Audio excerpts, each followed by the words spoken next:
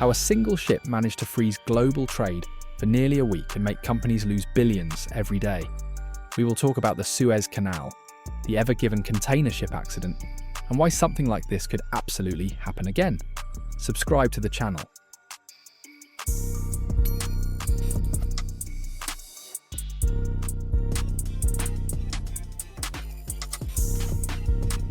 The Suez Canal is located in Egypt and connects the Mediterranean Sea with the Red Sea. It significantly shortens the sea route between Europe and Asia. That is why container ships, tankers, and vessels carrying raw materials pass through it constantly. Before the canal was built, ships had to go around Africa. That took a lot of time and required more fuel. There was also an overland option through Egypt, but it was expensive and required transferring cargo. The canal solved the problem directly. The idea of cutting a water route through Egypt came up as far back as ancient times. There was the so-called Canal of the Pharaohs. It connected the Nile to the Red Sea area by using stretches of natural bodies of water. Over time, that route was buried by sand. In the middle of the 19th century, the project was actively pushed by the French diplomat Ferdinand de Lesseps. He secured approval from the Egyptian authorities and arranged financing through issuing and selling shares. On paper, the money was there, but politics kept getting in the way. The main opponent was Great Britain, at the time the leading power in maritime shipping. The old order worked fine for them, and any changes looked like a dangerous risk. There were other critics too.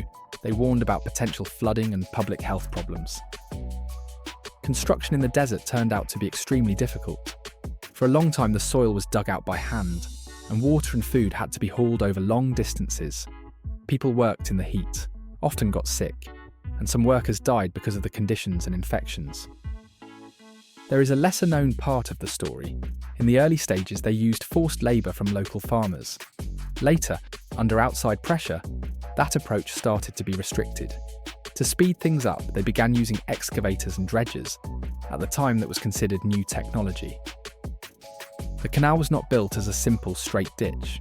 They had to straighten the route, widen certain sections, use natural lakes, and constantly fight silting.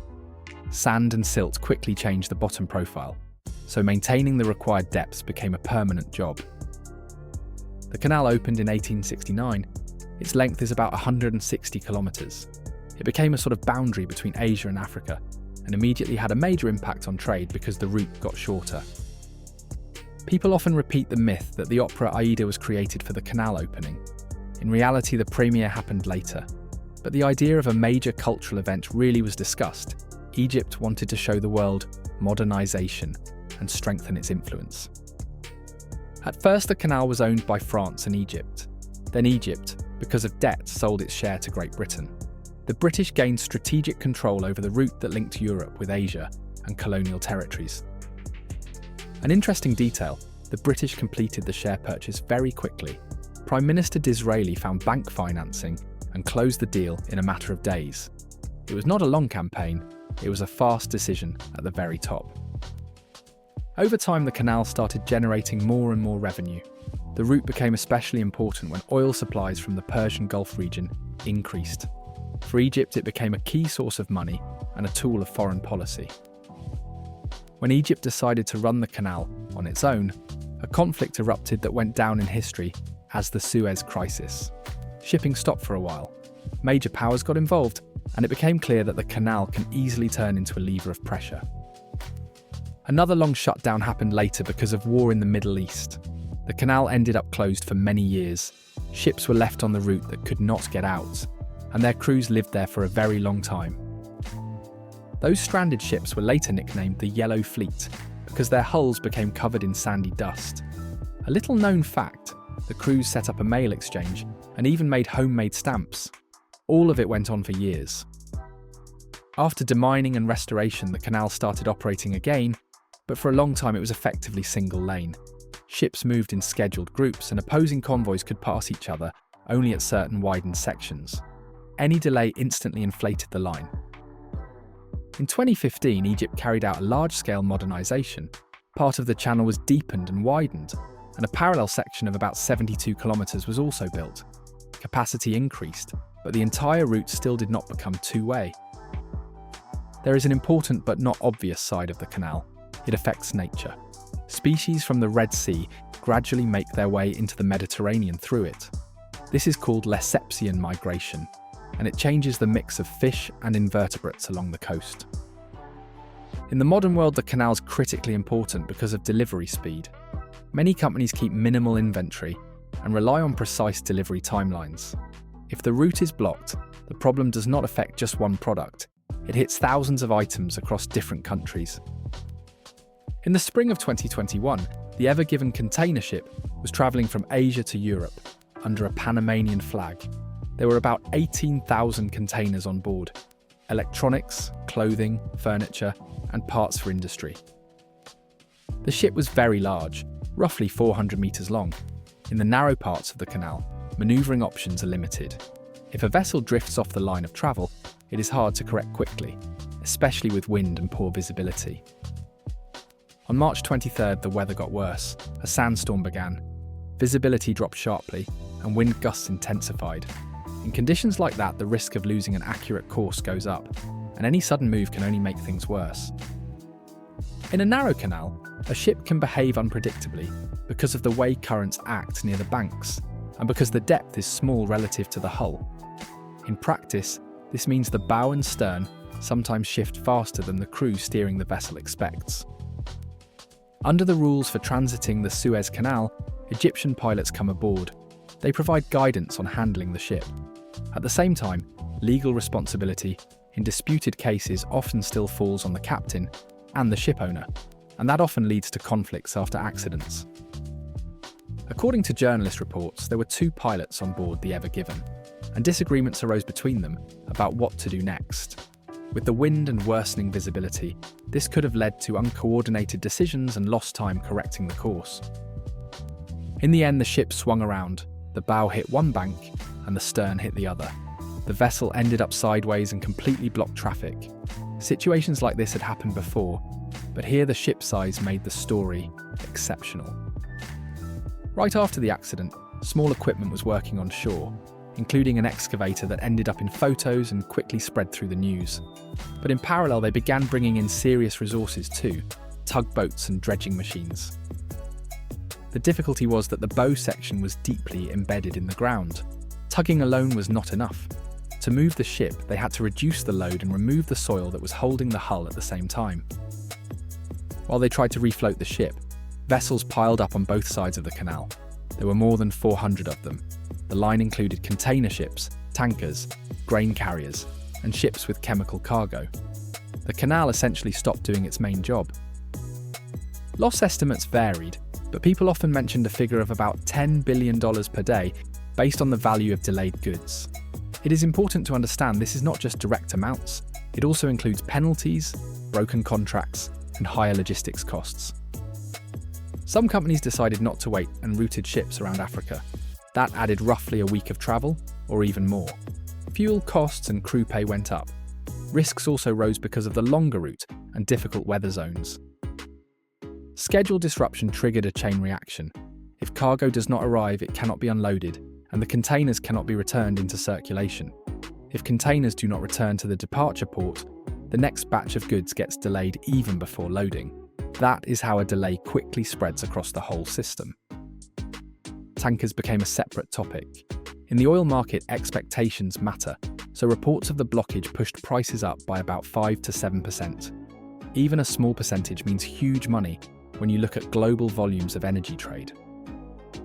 They considered partially unloading the container ship to reduce draft, but there were no suitable cranes and infrastructure on site to quickly remove thousands of tons of cargo, so they chose methods that could be done with the equipment available. They started pumping fuel and water out of the ballast tanks. That reduced mass and let the hull lift slightly. At the same time, they dredged the bottom near the bow, removing soil. Work did not stop, because every hour of downtime increased the backlog. A strong tide became the deciding factor. The water level rose, the hull got extra lift, and the tugboats could pull more effectively. They pulled the bow into a deeper section. After that, they turned the ship and cleared the passage. After the canal was cleared, traffic resumed, but working through the backlog took time. Ships were released in groups so they would not create new issues in narrow sections. Ports in Europe and Asia then spent a long time smoothing out arrival and unloading schedules. After that, legal disputes began. The Canal Authority said the cause was strong wind. They also discussed the theory of a handling error. In cases like this, there is rarely just one factor. Usually it is a combination of weather, procedures, and decisions in a specific moment. Egypt demanded compensation of about $1 billion. The ship owner and insurers considered the amount inflated. After negotiations, they settled at roughly $550 million, with part paid immediately to release the ship. After a long detention, the ship and crew were released and the Ever Given continued its voyage. Later, the vessel went through the canal again without incident. But this story became an important signal for the entire industry because it showed how vulnerable a key route is. The main takeaway is tied to how modern supply chains are built.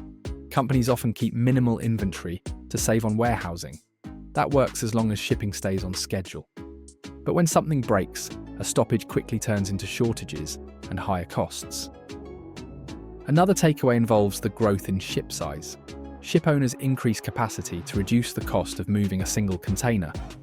But infrastructure bottlenecks do not disappear, and the bigger the ship, the smaller the margin for manoeuvring and the harder the salvage work. A separate problem is that in many sections of the canal, you cannot quickly organise a bypass or a turnaround. Even after modernisation, most of the route did not become fully two-way. That means a major accident can still block traffic completely.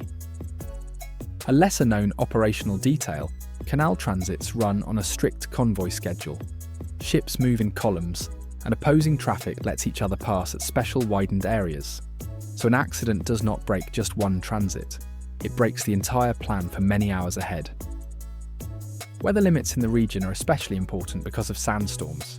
They reduce visibility and increase sideways wind load on the hull and containers.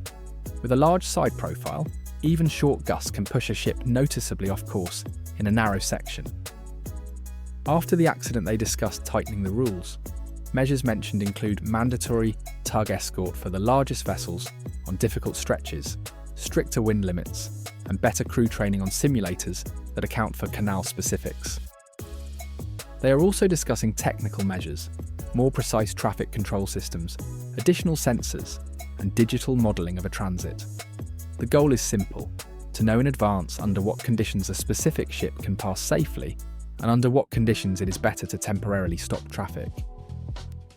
The most straightforward solution is to keep widening and deepening the canal, but that is expensive and difficult. You have to constantly maintain depths, remove dredged material, and reinforce the banks. This is not work you can do once. The canal requires regular maintenance. Egypt earns about $5 billion a year from the canal, so for the country, it is a strategic asset. But for the world, the more important point is that it is part of global infrastructure. The vulnerability of one route becomes a problem for manufacturers, carriers, and buyers across different continents. The Ever Given incident showed that a rare major accident can be more expensive than a series of small delays. The system is designed for continuous flow. When the flow stops, the accumulated effects last a long time, even after traffic resumes. It also became clear that liability and pilotage rules are worth clarifying. If a pilot gives mandatory instructions, there should be transparent procedures for who makes the final decision and how commands are recorded. That reduces risk and makes investigations easier. For viewers, this story matters because it explains why prices and delivery times sometimes change with no obvious reason. It started in Egypt, and the consequences were felt by stores, factories, and transport companies worldwide. Geography here turns directly into economics. The chance of a repeat remains because ships keep getting bigger, and the canal is not widened equally along its entire length. That means we need measures that raise safety, while also not paralysing the flow every time the weather worsens. The Suez Canal remains a critically important route, and the Ever Given accident became a clear example of how sensitive world trade is to disruptions at a single point. The canal speeds up shipping, but it requires strict rules, discipline, and ongoing investment in safety. Subscribe to the channel and write in the comments who you think should carry the main responsibility in incidents like this: the captain, the pilots, or the Canal Authority.